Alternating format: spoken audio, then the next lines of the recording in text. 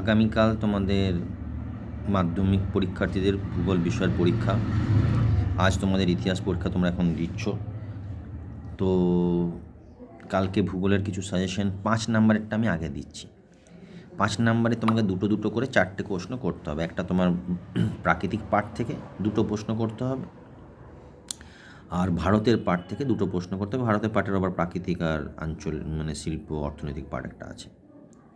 তো 4টে 8টা প্রশ্ন আমি বলবো, তার মধ্যে থেকে আশা করছি 2 4টে তোমরা পেয়ে যাবে।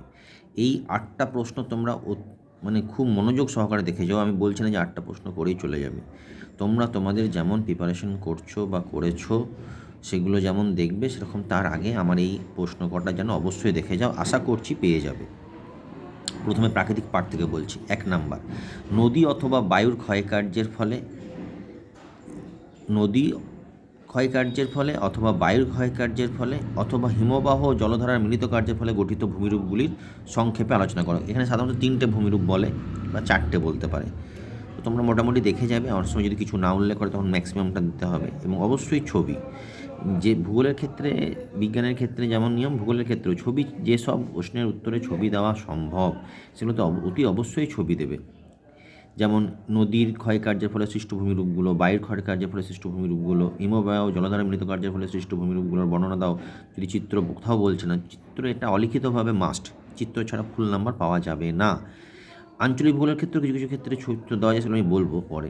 তাহলে নদী অথবা বায়ুর ক্ষয়কার্যের ফলে, যে কোনো একটা ক্ষয়কার্যের ফলে, অথবা হিমবাহ ও জলধারা মিলিত কার্যের ফলে ভূমিরূপগুলো চিত্র সব বর্ণনা দাও। তাহলে 3টে পার্টের মধ্যে একটা আসবেই।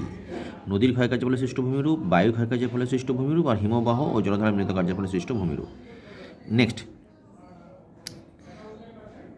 সমুদ্র স্রোত সৃষ্টির কারণগুলি কী কী, অথবা সমুদ্র স্রোত সৃষ্টির নিয়ন্ত্রকগুলি কী কী আলোচনা করো। একই মানে, প্রশ্নটা আলাদা আলাদা ভাষা, উত্তরটা একই।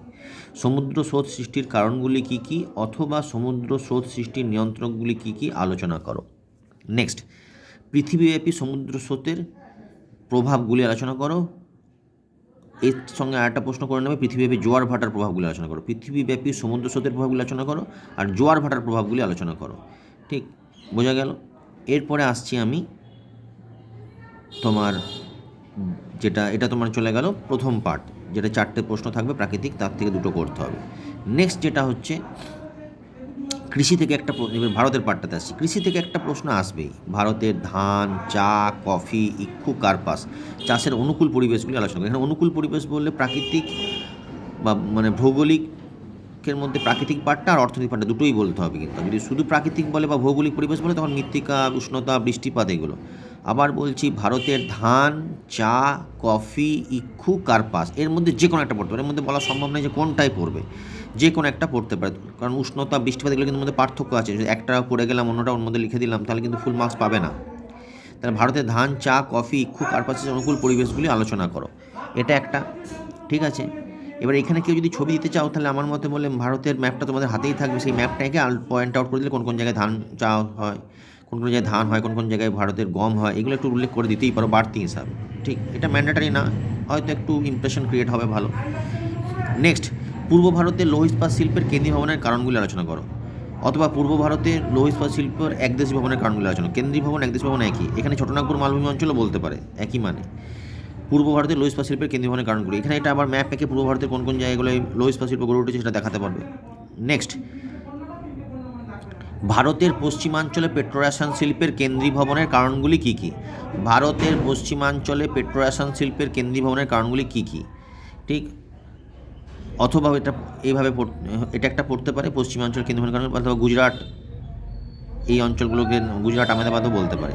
নেক্সট, পশ্চিম ভারতে কার্পাস বয়ন শিল্পের একদেশী ভবনের বা কেন্দ্রীয় ভবনের কারণগুলি আলোচনা করো।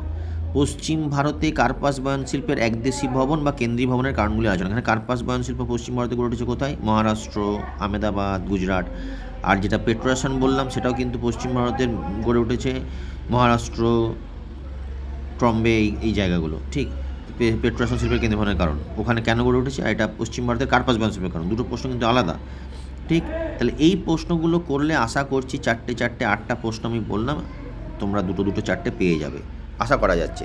তাই পাস মার্কসের প্রশ্ন, মানে দুটো দুটো করে তোমার 20 মার্কস হয়ে গেল এখানে। পাস করার পক্ষে নিশ্চিন্ত, কারণ 10 স্কুল দেবে, স্কুল থেকে তোমরা 10 পাবেই। তাহলে টোটাল মোট নাম্বার হয়ে গেল 5 5 10, আর এদিকে 5 5 10 20। ঠিক আছে, তাহলে আপাতত 5 নাম্বারের জন্য আমি এই প্রশ্নগুলো বললাম, তোমরা খুব ভালো করে এই প্রশ্নগুলোর উপর চোখ রেখো।